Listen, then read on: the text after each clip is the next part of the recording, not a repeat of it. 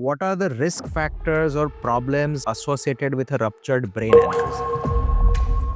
Mortality of ruptured brain aneurysm is around 20%. Patient expire on the spot in 20% of the cases. In this podcast, I am joined by Dr. Sandip Mavani, a leading neurosurgeon and neurointerventionalist. Dr. Sandip literally removes blood clots from the brain when patients are awake.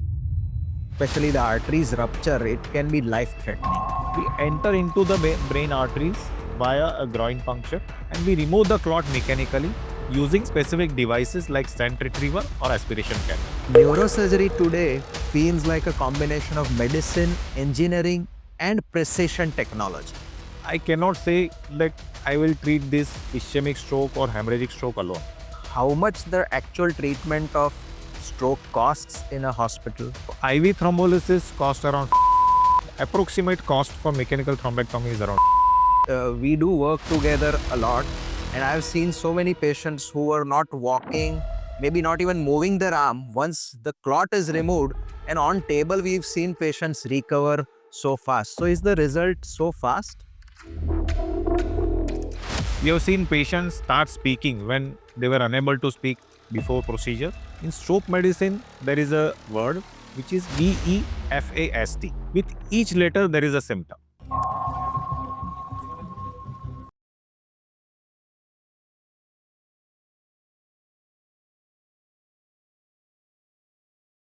Every 40 seconds, someone in India has a stroke. And while you are watching this podcast, 3 people have already lost their ability to speak, walk, or even recognize their family members. But here's what most people don't know. You can reverse a stroke completely if it is treated in the right time.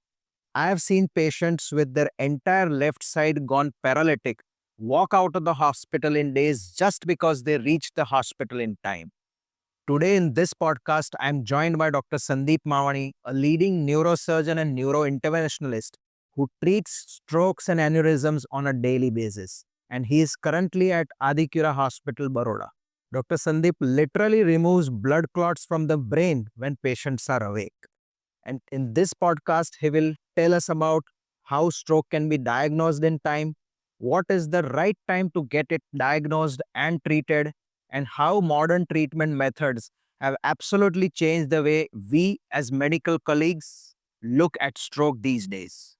And he will also give you one very important tip that helps you diagnose stroke by yourself without the need of going to your doctor. So, welcome to the podcast, Dr. Sandeep. Thank you. So, Dr. Mavani, I'll start with this. What actually happens when there is a stroke in the brain? So, Dr. Sumit, this is a very good point to start with. As in patients with heart attack, blood flow to the heart stops. Likewise, in patients with brain stroke, blood flow to the brain stops. Our brain is completely dependent on glucose and oxygen. So, when the blood flow to the brain stops, our neurons, that is brain cells, starts dying. Broadly, brain stroke is divided into two. It is ischemic stroke or hemorrhagic stroke. In ischemic stroke, due to some blood clot, blood flow to the brain stops.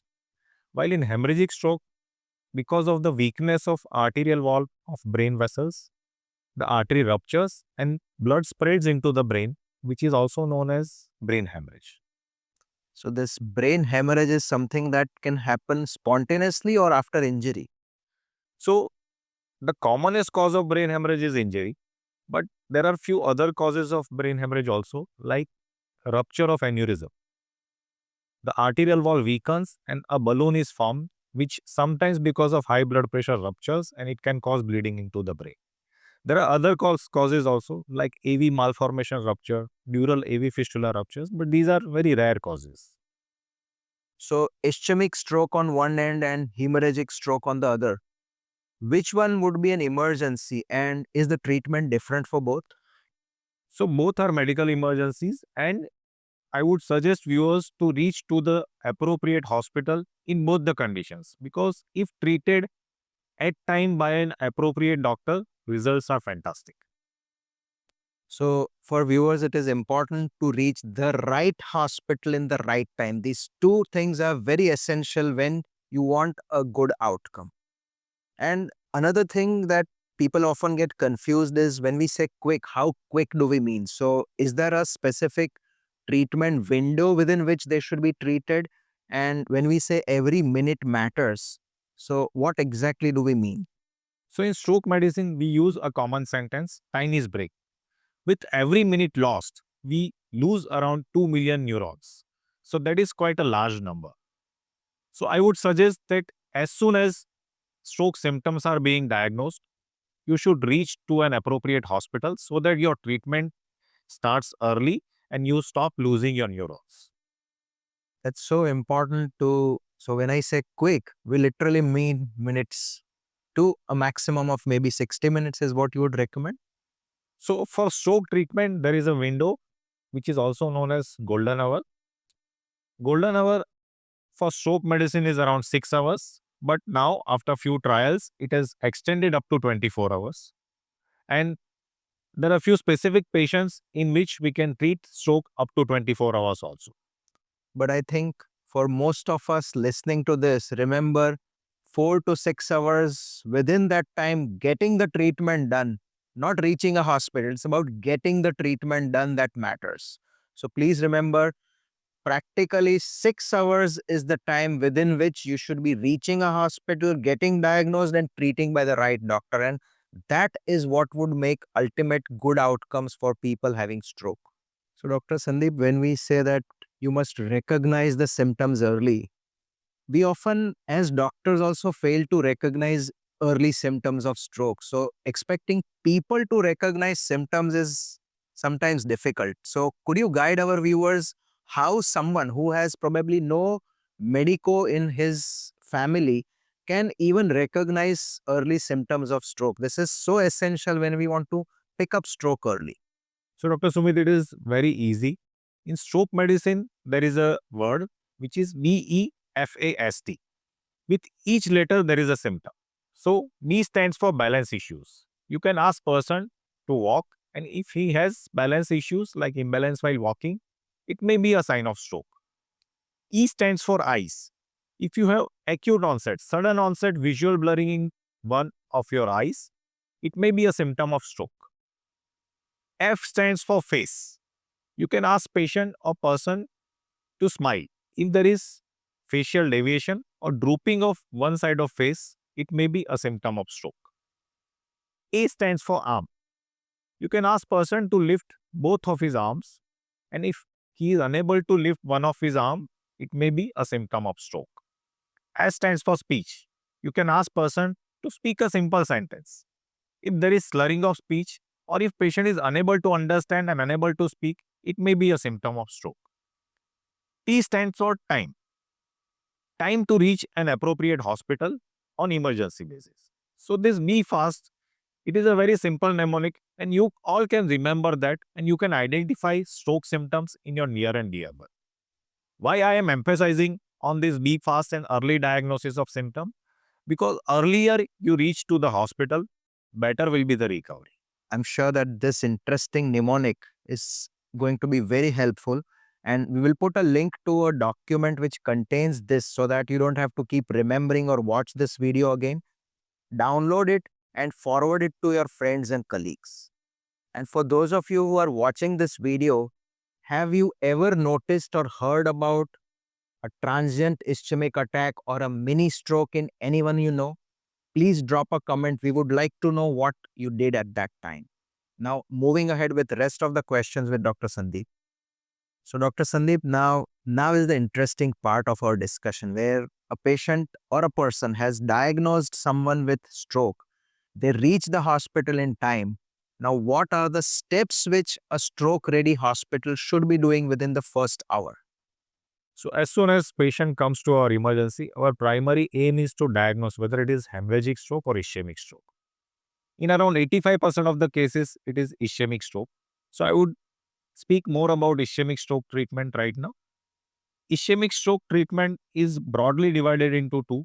If patient comes to us within 4.5 hours of window, we can give an injection which is known as IV thrombolysis. Common drugs what we use nowadays are RTPA, that is recombinant tissue plasminogen activator, or tenecteplase. This drug lyses the clot inside the brain arteries and restore the flow which has been obstructed by the clot. Second treatment option that can be done up to 6 hours, or in some patients when imaging are favorable, which can be done up to 24 hours also. That is known as mechanical thrombectomy. In that procedure, we enter into the brain arteries via a groin puncture and we remove the clot mechanically using specific devices like stent retriever or aspiration catheter. So this mechanical thrombectomy has made a miraculous result in patients who have large vessel occlusion. So the IV thrombolytic are actually the clot dissolving medicines which can be given systemically. So they are given here, but they help in dissolving the clot in the brain. Yes. And the other method that you said is the one where through a needle puncture, you go into the brain vessel, pull out the blood clot and even show it to the relatives. Yes, true. Yeah. So I've also seen, because we do work together a lot, and I've seen so many patients who are not walking, maybe not even moving their arm. Once the clot is removed and on table, we've seen patients recover so fast. So is the result so fast? Yes, in few of our patients, we get miraculous results. We have seen hemiplegic, means completely paralyzed patients starts moving immediately they come out of anesthesia. We have seen patients start speaking when they were unable to speak before procedure. So there are few patients in which we get miraculous results, but in few patients we have to wait for some time. So results of this treatment, mechanical thrombectomy and IV thrombolysis, we count it at the end of 90 days. So 3 months we consider that whether this process or whether this procedure has been successful or not. So an important thing to note here is that not everybody can have a miraculous cure, but if you reach in time, the overall brain is less damaged, then the chances of actually getting cured faster are much higher.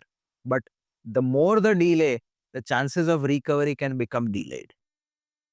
So while treatment, you also mentioned that science has now provided an extended window. So is this extended window of time backed by scientific studies too? Yes. So there are two major scientific studies. One is DAWN and another one is Diffuse 3. These studies are dependent on collateral supply to the brain. So we have four arteries to the brain. If one artery gets blocked, we get good collateral supply from three of the other arteries. So patients who have good collateral, these patients can be treated in a window of 6 to 24 hours. But when do we treat it? How do we decide that this patient will get good result and this patient is not appropriate for extended window? Everything depends on imaging and clinical finding. If on imaging we find that there is a less damage, but on clinical examination we find that patient has massive weakness, patient is unable to speak, we treat this patient because in these patients there are high chances that they have good collateral flow and they have good salvageable brain. So in such salvageable brain patients, we extend our window from 6 to 24 hours and we treat these patients with mechanical thrombectomy.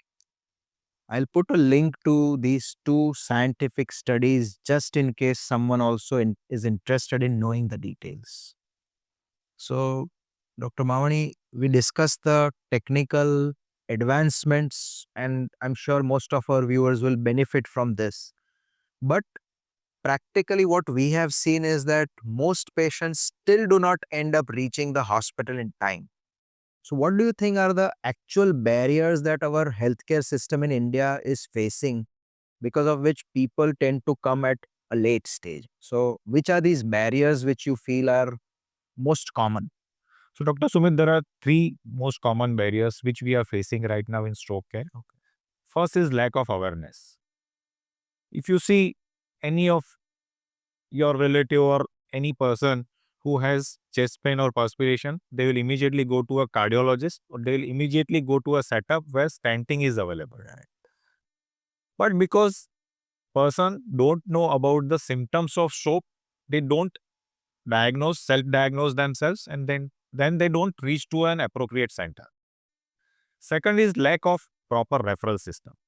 As soon as patient develops any of above symptoms, they reach to their family doctor. Their family doctor send them to little bit higher center, but not to a stroke ready hospital. So from there, they'll reach to another physician, and then this story keeps on continuing.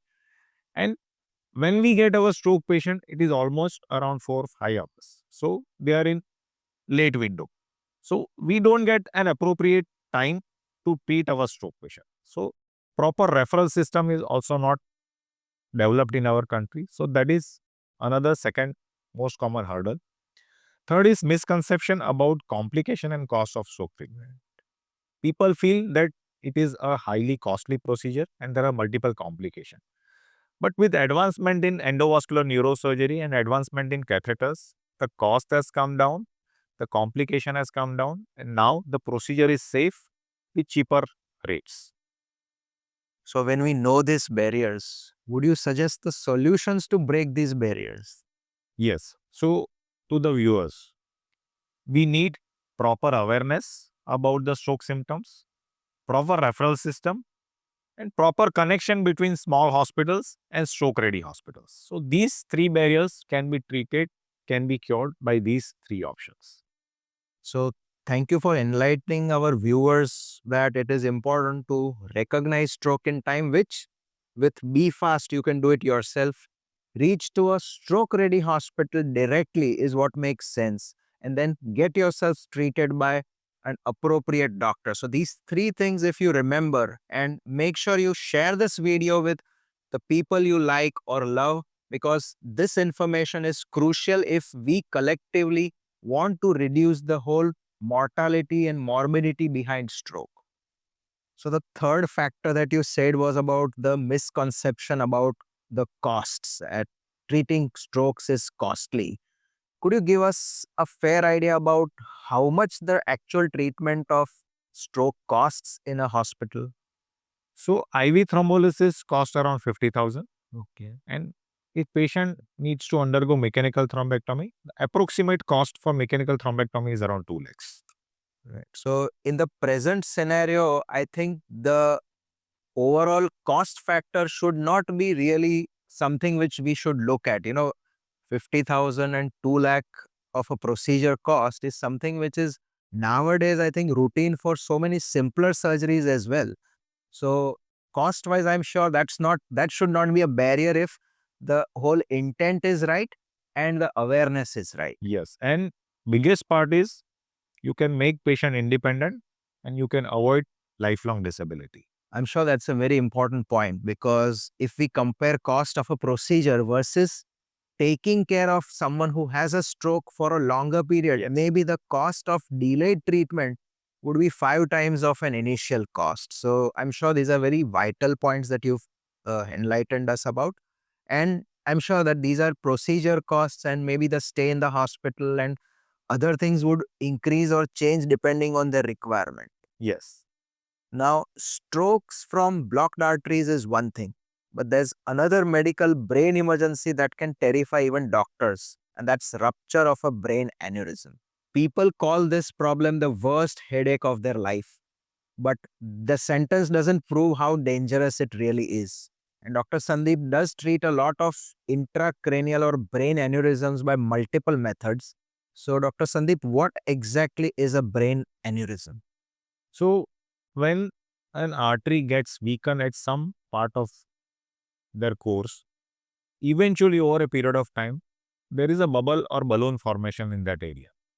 So, sometimes when there is a sympathetic overflow, when there is some hypertension, increasing blood pressure, this aneurysm gets ruptured and blood spreads into the brain, which is known as subarachnoid hemorrhage. In this subarachnoid hemorrhage, commonest symptoms is severe headache and vomiting. Patient will tell us that this is the worst headache of my life. Sometimes patient comes with limb weakness, loss of consciousness, confusion or drowsiness. So these are the common symptoms of subarachnoid hemorrhage and brain aneurysm rupture. So, how common are these brain aneurysms, and how often do you see them in what age group? It is very common. We see it from the age of 20 up to the 70s or 80s. Okay. There are so many celebrities which are being affected by brain aneurysm and treated successfully, like Sharon Stone, Kim Kardashian, even past US President Joe Biden. Okay. He also had brain aneurysms? Bilateral brain aneurysms. So, as vascular surgeons, we know that when any blood vessel, especially the arteries, rupture, it can be life threatening. So, what are the risk factors or problems associated with a ruptured brain aneurysm? So mortality of ruptured brain aneurysm is around 20%. Patient expire on the spot in 20% of the cases. So my suggestion to the viewers is, if you feel severe headache or worst headache of your life, immediately go to the hospital where neurologist or neurosurgeon is available. Early diagnosis and early treatment is most important, because once this aneurysm ruptures, there are high chances that coming 40 to 72 hours, it will re-rupture. And if this aneurysm re-ruptures, the mortality rate is extremely high. So, are all such brain aneurysms dangerous, or are there any specific size criteria which we should know? So there are multiple criteria which we consider while offering treatment to the patient. Number one, if it is ruptured, even if it is of 1 millimeter, 2 millimeter, size does not matter.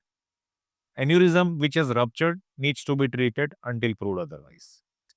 Aneurysms which are not ruptured, unruptured aneurysms, the cutoff is less than 7 millimeters. So aneurysms which are 7 or less than that can be managed conservatively. In such cases, we ask for family history, past history, like patients who have family history of aneurysmal bleed, they may need treatment. Patients who have previous rupture of another aneurysm in their brain, they may need treatment. Patients who are smoker, patients who have hypertension, they may need treatment. So there are few criteria which we consider before offering patients with unruptured aneurysm a treatment. So, talking of treatment, would you guide our viewers about what are the current treatment methods for such brain aneurysms? So traditionally, neurosurgeons used to do craniotomy, open the skull, reaching up to the base of the skull, reaching up to the aneurysm, and putting a clip over the neck of the aneurysm, so that aneurysm will be excluded from the intracranial circulation. But since the advent of endovascular neurosurgery in last 20-30 years, the treatment has changed by 180 degree. Now, without putting a knife on your skull, without putting a knife on your incision on your brain, we can reach into the aneurysm via a groin artery. We can put platinum coils inside the aneurysm, and we can close this aneurysm from within. There are few aneurysms in which we cannot put coils. In such cases, there is a specific device which is known as flow diverter. It is a type of stent which we put across the neck of the aneurysm, and eventually over a period of time, this aneurysm shrinks. So this advancement in endovascular neurosurgery has caused miraculous results in treatment of aneurysm. Patient does not have to undergo a craniotomy. Patient does not have to undergo morbidity of craniotomy. They don't have to be in a hospital for a longer duration, and the complications related to craniotomy have reduced quite a bit.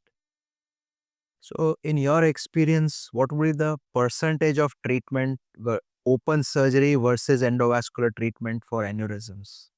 So as an endovascular neurosurgeon, I answer this question in a different way. Okay. Neurosurgeons who does only open neurosurgery and radiologists who does only neurointervention, they will give you a biased opinion.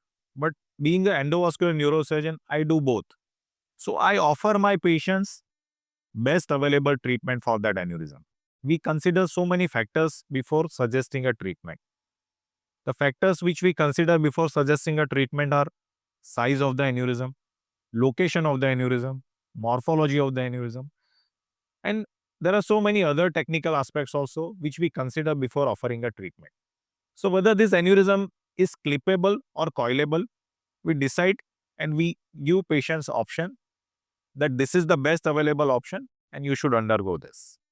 So, that's a very valid point that when we say going to the right doctor, having a doctor who can give a balanced opinion about surgery where appropriate and endovascular methods where appropriate is probably the best thing that you can ask for. And it's great to see Dr. Sandip do both of these. And there are very few doctors who can actually do a surgery for an aneurysm as well as treat it without surgery. So when you say you do both, we realize that as a neurosurgeon, you have had extensive, exhaustive training in doing open surgeries for the brain. But for endovascular interventions, is any specific training required for that? Yes, it requires training. During my MCH residency at KEM Hospital, fortunately, we had a neurointerventionist in our department who was doing neurointervention. So during our 3 years of training, we saw lots of cases. And after completing my neurosurgery, I took training of around 6 months at Paris Bujon Hospital in one of the world's best neurointervention department.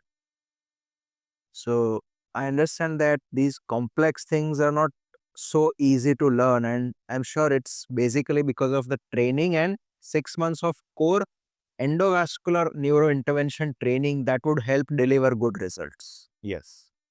So, Dr. Mavani, what is your one piece of advice that you would give to our viewers who probably know someone or might know someone who develops a stroke? So my advice to our viewer is simple and clear. Reach to a stroke ready hospital as soon as you identify any of the stroke symptoms. Now everyone can think that what is stroke ready hospital?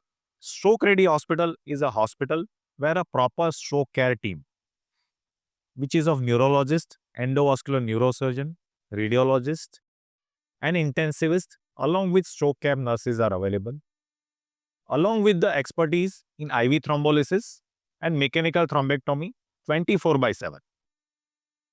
Right. So, this stroke ready hospital is something which you should search for, or maybe keep a note of such a hospital nearby, because you never know when you might need help of such a stroke ready hospital. So, neurosurgery today feels like a combination of medicine, engineering, and precision technology. Yes, Dr. Sumit, this is the perfect way to describe it. As a neurosurgeon, I cannot say like I will treat this ischemic stroke or hemorrhagic stroke alone. At my hospital, at a stroke ready hospital, I will need a team of neurologists, endovascular neurosurgeon, stroke care nurses, radiologists, and intensivists. If there is proper coordination between whole team, we'll be able to give best result to our stroke patients. So, that's such an important and valid point is about the role of collaborative care. It's not a one person dependent unit.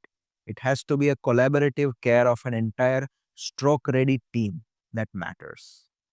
And dear viewers, before we end, I want you to do these three things. First, memorize the mnemonic Be Fast. We already have a document in the description which you can download and share it with your friends, colleagues, and relatives. Identifying stroke is very, very essential if we want to prevent the morbidity and mortality associated with stroke. Second, if you are above 40 or have high blood pressure, high cholesterol, maybe a history of heart disease, or you have a family history of such disease, do get yourselves checked with a carotid Doppler or an ultrasound. These are very important initial screening tests that can pick up these blockages in time. And third and most important, share this video. Stroke kills more than 18 lakh Indians every year, and 80% of these are preventable. The person with whom you share this video might be the person whose life you just saved. So, Dr. Mavani, thank you for being part of our podcast. And for our viewers, as a vascular surgeon, I aim to bring top specialists across the country with such informative and useful information that you will not find on other health channels, because this we do it as doctors ourselves. So, thank you so much, Dr. Mavani. On an ending note, would you like to send a message to our viewers? Remember, in brain stroke, every single minute counts. Be prepared, stay informed, and you could be the difference between life and disability.